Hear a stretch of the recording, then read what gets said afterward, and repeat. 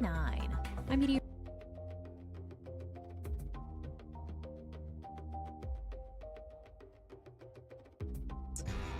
Providing this community beautiful floors and so much more, the team at Professional Floor Covering can't wait to connect with our friends through today's community comment on 95.3 WBEV, powered by Daily Dodge.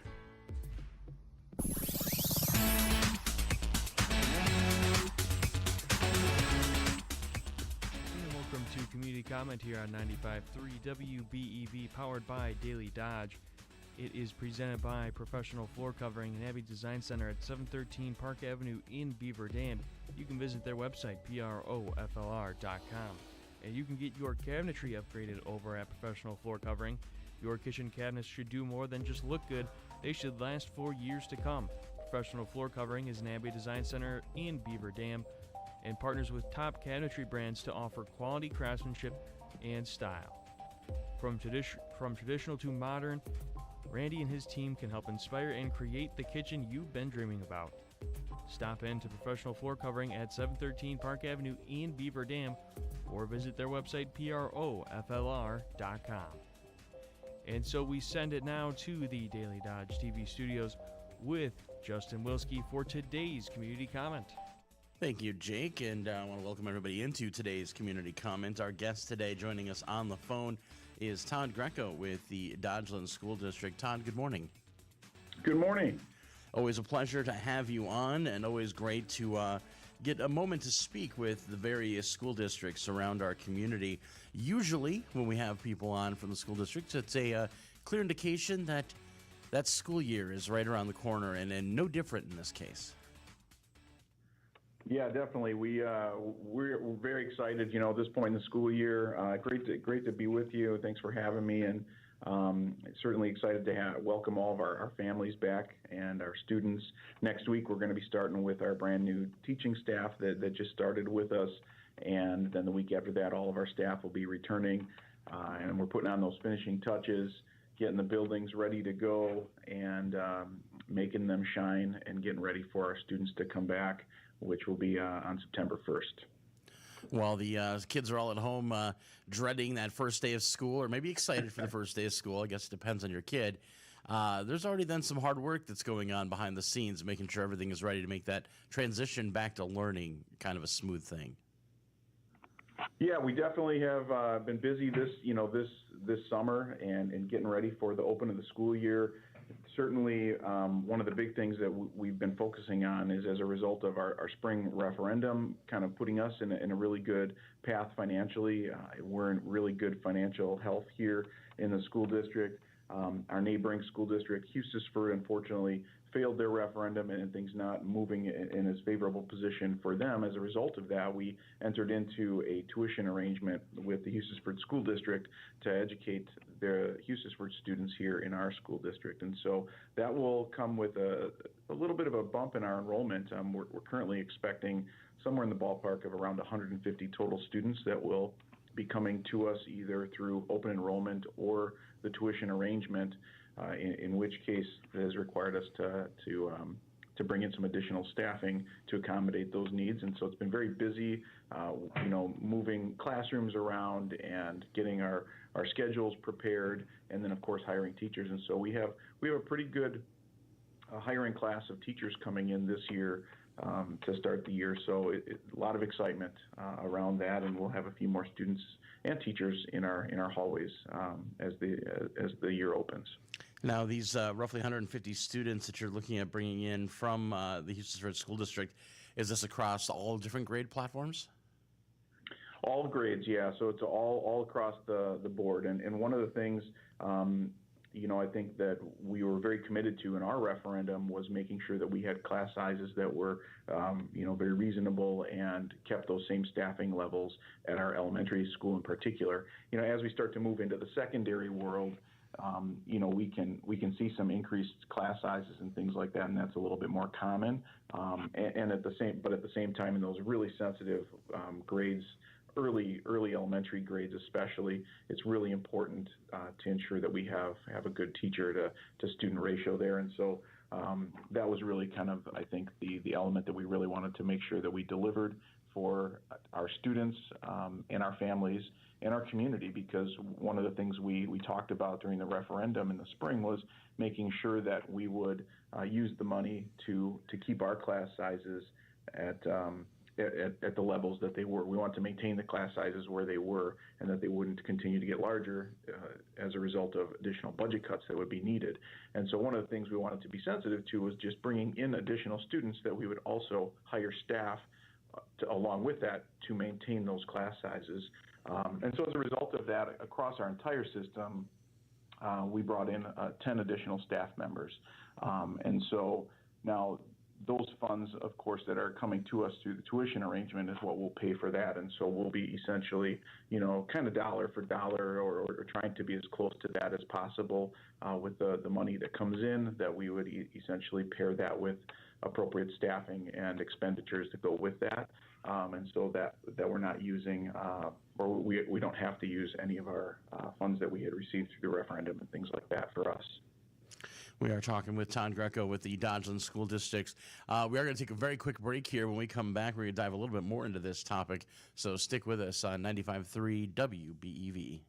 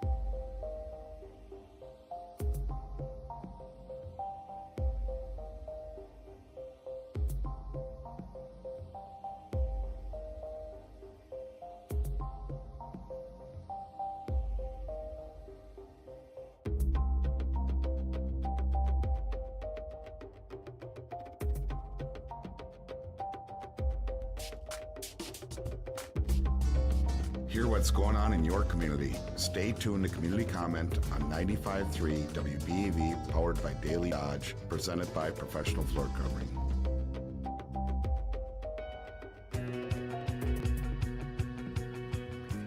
And we are back with more Community Comment here on 95.3 WBEV in the Daily Dodge TV studios with more. Here's Justin Wilski. Welcome back in, everybody. We are talking again with Tom Greco with the Dodgeland School District. Todd, before we went into break, you were mentioning a little bit about the dedication of trying to keep a particular teacher-to-student ratio there in the school district. What is that average ratio? Yeah, so our ratio that we try to stay at for our elementary grade levels is right around 22 to 1.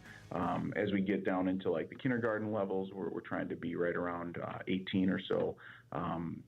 But that's really what we try to average, right around that 22 to 23 number throughout, all the way up through like 5th grade. Now, we had mentioned that you're looking at an influx of about 150 students coming in from the Houston School District, and you had mentioned that there were some new teacher hires. Has there been any talk of any of the teachers from that district making the move into other districts? Yeah, I'm sure that obviously many of the teachers in the Houston district were looking for positions and those kinds of things. We've actually been fortunate enough to have a couple staff members from the Houston School District apply to some of our open positions, and I know that they've matriculated over here as well, which I think will really be great because it will really provide, I think, help with some of the transition for the students and the families that are coming into our district. And so seeing some familiar faces on that first day of school or back to school night and some of the various community events, I think will be very satisfying and really help to reduce some of the anxieties and things like that. One of the first things that we did, we were certainly very concerned about making sure that students felt welcomed. And I was really proud of our school board, our administration, and all of our teaching staff, all of our staff that were very welcoming. And right away after school let out for the summer, that first week, June 3rd, as a matter of fact, we held an open house here in Dodgeland specifically for Houston families, and the amazing teaching faculty that we have that were already out to their summer vacation, probably had their minds set on a lot of other things, were willing to give up a lot of their time, and they came in on that day. That was not a contract day, and they were willing to come in and open their doors, show their classroom to students and families that were concerned about what it's going to look like, and just all those normal beginning of the school year types of feelings. Many students, I think, felt in the Houston district and families is what is that learning space going to look like for me? What opportunities will exist for me? What will my day look like? Where will I eat lunch? Just some of those simple things. And I was just so proud of all of the teaching faculty that we had, again, our administration, our board members, everybody that was present on that day to welcome families in and help to reduce some of those anxieties. And you could just see it on their faces as they were just much more comfortable with kind of what was in store for them in the year ahead. And as a result, I think we're in a much better position. And so I think those same feelings will be felt as the year opens, and some of those children and families will see some of the same faces that they saw last year in the Houston School District through some of the staff that we've hired here in Dodgeland. I guess I hadn't even thought about the kind of culture shock that would come for these students having to suddenly transition to a new location. But I guess it really is like taking on 150 kids with kind of that new kid syndrome going on. Exactly. That's exactly what it is. And families are certainly wondering how that will land, right? And there was questions as to whether we would have separate classrooms and really everyone's going to be blended right into the same learning environment that all of our Dodgeland students have been. And so while Houston will remain a school district on paper, and there's this tuition agreement that's in place, the look and feel, the day-to-day interactions here at school will very much be, one learning community. We're all together. There isn't a separation or a disaggregation between students that were Dodgeland students and students that were Houston students. We're all going to sort of be treated as one family and one learning institution. How is transportation being handled for these new students? I know generally when you think of a school district, especially one like Dodgeland, you definitely have students that are being bused in. You might have some students who walk, some that get dropped off by parents. These students are coming obviously from a different distance away that I'm sure is normally covered by your busing team. So what does that look like for you guys? Yeah, so that's that was one of the things that we talked about early on as we discussed our tuition agreement with Eustisford, and as a result of some of those conversations, Eustisford will retain the responsibility to transport students to Dodgeland, and so they have engaged with the transportation company of their choice, and will still be running routes in their school district, and then those buses essentially will be coming to Dodgeland. Students that are open enrolled to us as well will have access to that same transportation system as well. And so that provides a really great opportunity that previously didn't exist for open enrollment students. Previously, if you were an open enrolled student, you would have to, the family would essentially be responsible for transportation to Dodgeland. And now, as we begin this school year, open enrolled students will have access to the transportation system in Eustisford, and they will be able to join students that are part of the tuition arrangement, and they'll be able to ride the same bus, and they'll be brought right here to Dodgeland, and then at the end of the day be bused home as well. Now, correct me if I'm wrong, and I very well could be. I believe the Eustisford School District has one more operating year before they are done. Are we anticipating that there will be additional students who will be transitioning over to Dodgeland schools? Yeah, that's a great question. I think right now the way that it sits is, the Eustisford board has essentially made the decision to move forward with a dissolution process with the state, and so all of the decisions that will flow from that, we're kind of in a holding pattern at the moment, and we'll just wait to see what happens.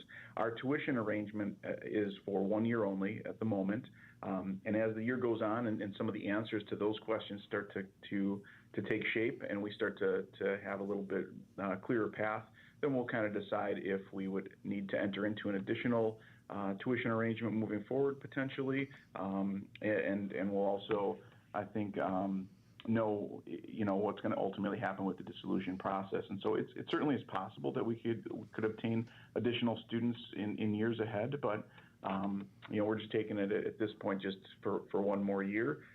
The dissolution process is kind of laid out in state statute, and so it could take some time. I would say minimally probably a year is what it appears, but it may be more than that. So we'll just have to wait and see. I have talked to other districts in the area that are in the realm of where they could take on students from Eustisford, and one of the concerns has been having the space to take on an influx of students that size. Have there been any space constraints there in Dodgeland, or have you guys had to make any changes or considerations to take on this influx besides the staffing? Yeah, I think, for us, we have had really space has not been an issue for us. I will just say that. And, one of the things, the Dodgeland School District, we have a beautiful campus that was built and opened here in 2002, when there was a lot of internal consolidation that happened within the district, and schools all came to one campus. At that time, our enrollment was much higher than it is today. Last year, our total enrollment here in Dodgeland was about 675 students. And so if you kind of look back over several years, bringing in additional students, 150 students, we have plenty of space to do that. And so it really has not been an issue whatsoever. We've kind of been experiencing a declining enrollment environment for many, many years, a decade plus. And so looking at that moving forward, probably projecting that the declining enrollment would sort of continue. We felt very strongly that bringing in additional students from Eustisford would be in our best interest for our own sustainability, but also taking the spacing into consideration right away was one of the first things we looked at, and that was no problem at all. And so we were able to accommodate that. We are talking again with Tom Greco with the Dodgeland School District. We are going to take another break here real quick on Community Comment. When we come back, we'll dive into a few more conversations here about the Dodgeland schools. Stay with us on 95.3 WBEV.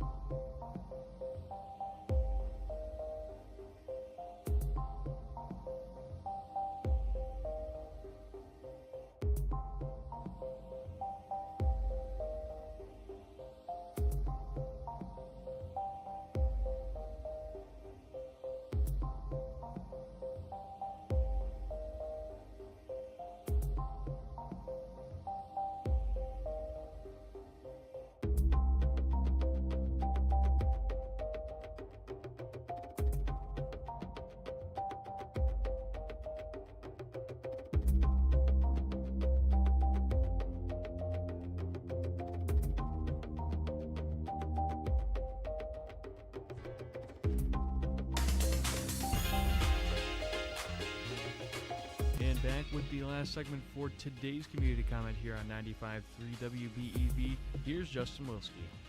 Thank you, Jake, and welcome everybody back in. We are again talking with Todd Greco with Dodgeland Schools.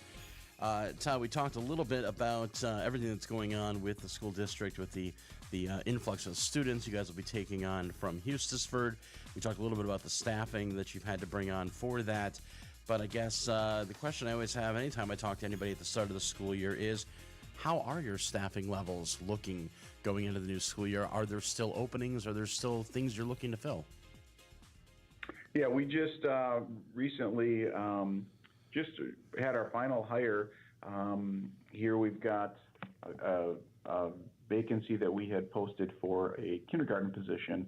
Our numbers were starting to creep up, and we decided that it was probably best, again, to maintain those staffing levels and our class size ratios to move forward with hiring an additional kindergarten teacher. And so we just did that. We just hired that teacher, and so we are all staffed up and ready to go.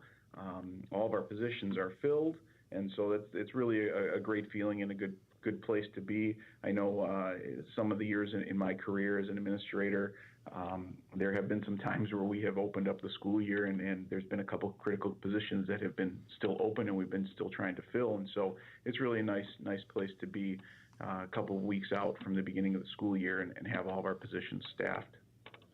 I imagine it can be a bit more difficult filling a staff position when the school year is fully underway. Absolutely. Yeah, no question about it.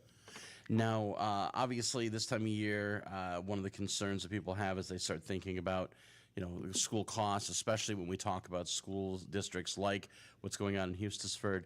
Well, obviously, you guys just had a referendum that went through. Can you talk a little bit about kind of what that referendum was able to do for you? Yeah, so our referendum just passed, and $700,000 just this spring. And I know for probably some of your listeners, or many of your listeners, would recall a referendum that had passed in April of 2020. And in April of 2020, that was a capital referendum that was passed, and $17 million, and that really went into infrastructure upgrades here at school, very similar to the way people probably operate their home finances, right? After so many years, you might have to do some repairs to your home, upgrade some facilities and things like that. And so that's what we did in 2020. And then here in 2026, we were able to pass a $700,000 operating referendum, which is essentially to maintain our programming and preserve some of the student experiences that we value here in our district. And really, it's really about maintaining our current program. That's really what it comes down to. Essentially, those operating expenses that cost to run a building. And so the money that we intended to use was, like I had said earlier, was to maintain some of our class size ratios. If we would not have received those funds and passed that referendum, we were looking at some very difficult conversations around budget cuts. And then, of course, the first place that we would look is our staffing levels, right? That's the most expensive line item in any budget. And that would have resulted in some increases in those student to staff ratios. We also wanted to maintain some of the rich educational opportunities and programming at our secondary level in particular. Our AID classes are highly desired. Our tech ed classes are highly desired. All of our CTE, our business classes, foreign language, art, music, all of those kinds of elective course offerings that really enrich a student's educational experience. We wanted to maintain those faculty positions. And of course, there was an element of the middle school level, the athletics. And so we wanted to maintain some of our, or all of our athletics at the middle school level for students at that critical age as they start to begin their secondary experience. And so all of the money that we received through that referendum was primarily driven into those areas, as well as a couple additional spaces. We used some of the funds also to upgrade our technology platforms and our learning experiences for students and how they engage with learning content, as well as some special building projects. And so each year of the referendum, we'll be taking on roughly a $50,000 or so project. This year's project actually was seal coating all of our parking lots. And so that was just completed this summer. So as families and community members start to come to our district, one of the first things they'll notice is the parking lots that are just, they will just jump out at you. They've just been touched and they're beautiful, and all the lines freshly painted and all those kinds of things. So that was our special project for this year. And as we move forward, our Buildings and Grounds Committee will be reviewing some of the additional things that we need to do in the years ahead and make some determinations each year to do some of those projects. So that's kind of what we intended to use the money for, and that's what we're doing.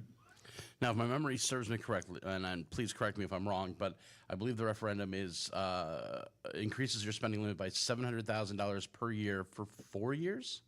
That's correct. Yes. Now, how does this impact when it comes time for you guys to actually sit down and discuss your budgeting? Do you discuss your budgeting including this as a thought, or are you trying not to include this as part of your actual budgeting discussions? Yeah, so we intended to, obviously, we really looked at it. We reviewed things with our community. We did a survey last year, and that's how we sort of settled on the $700,000. We also went through, some pretty difficult budget conversations a year ago where we did reduce our budget significantly, about $800,000. And so as we entered into the budget conversations for this year, definitely had included the $700,000 in our planned budget, again, to maintain the same staffing levels and programming that our students, families, and community has been accustomed to, and what they expect, and quite frankly, what our students deserve. Now, obviously, looking a little bit ahead here, this has got 4 years covered. I'm sure there are people out there, the first question in their mind, especially looking at how this referendum, it passed, but it looks like it was a fairly close margin for passing, that are saying, well, we're just going to be asking for this again in 4 years. Yeah, and that was, that's a great question, and that was a question when I was out in all of our community spaces. I was trying to get out to as many places across the community to talk with folks and answer those questions, and that was always one of the first questions I got. Within, for sure, one of the first top 3 questions was, what are you going to do in 4 years? And I would always kind of say, well, I'm a very honest person, and I don't really love the question. I don't really want to answer it, but I will say, unfortunately, something people probably don't want to hear is, unless there's probably something structurally that changes within our school finance system, we probably will be back asking to renew that referendum, 4 years from now, because it's just unfortunately the way that the school finance system works, and the impact that it has on a small rural school district like Dodgeland, unfortunately puts us at a disadvantage, and that's why we've been out, having to ask the community for money. And one of the things I also offered was, this is the first time in our school district's history that we had ever been seeking funding for operational costs. Just prior in 2025, there was the first time, actually, I guess, that they had asked for funds. So this time period, I guess, is what I would refer to. We had asked for operational funds, $1.4 million, and that failed. And so this year, or this past school year, we asked for $700,000, trying to meet in the middle of the community, do some budget cuts while seeking some additional spending authority from the community, and felt like that was a good compromise.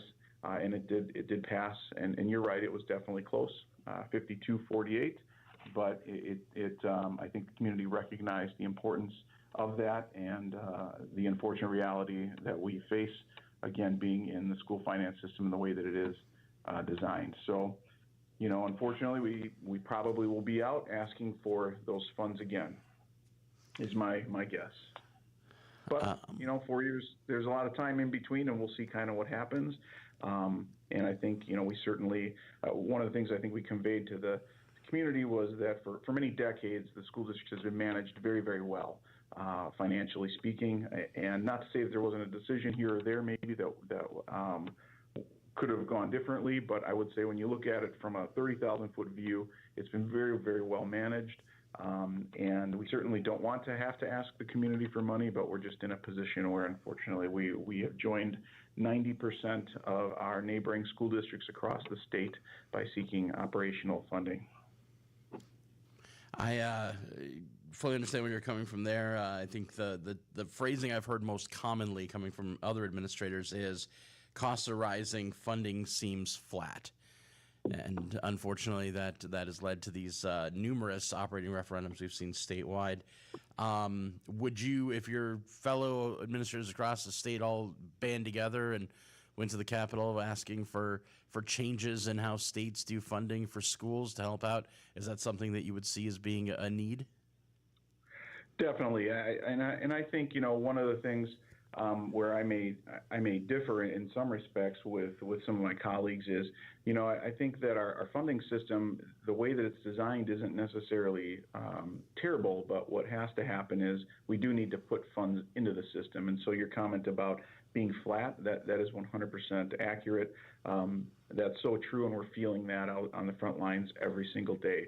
And so if the system, our funding mechanism, our school finance system, if money is not put into the system, it just essentially starves the system over time. And so that's kind of what we're experiencing. If the system was funded and money was at least put into it, I think it would operate much more.